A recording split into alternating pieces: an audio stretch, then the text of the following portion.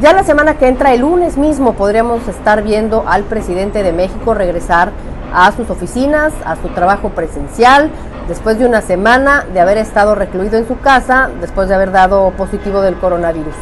Enhorabuena por la pronta recuperación del presidente. Esto nos lleva a ver cuál es el protocolo en otros países de personas que se infectan de COVID antes de regresar a sus labores cotidianas presenciales. Al principio de la pandemia, se solicitaba que las personas infectadas se quedaran 10 días en su casa antes de poder regresar a sus trabajos y reinsertarse en la sociedad. Después esto se acortó a solamente 5 días, con una salvedad, que se presentara una prueba negativa de COVID al final de la semana para ver si esta persona ya estaba en óptimas condiciones para no seguir contagiando.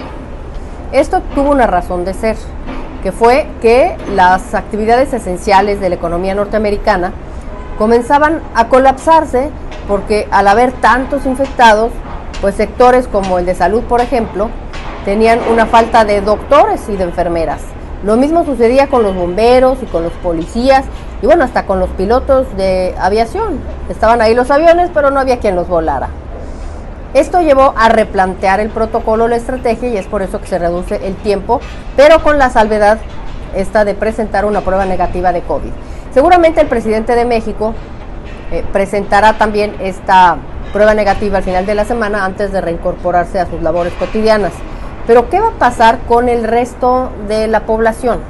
¿Qué va a pasar con todas estas personas que se están infectando y que se están quedando en casa, recuperándose, y después tendrán que volver a sus labores y a sus trabajos? ¿Qué va a pasar con ellas si no encuentran pruebas para poder comprobar que ya no infectan a las demás personas?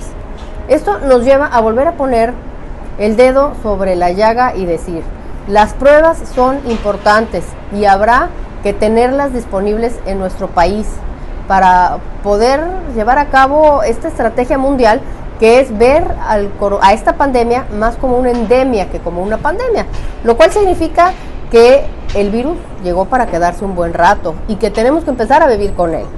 Y si las personas que se están infectando se quedan en casa, tendrán que regresar, pero tendrán que hacerse una prueba para comprobar que efectivamente ya no infectan, y lo mismo con todas las personas que tienen síntomas y que tienen que acudir por una prueba para poder decidir si sí o no quedarse en casa, aunque escuchábamos a López-Gatell decir esta misma semana que no había pruebas.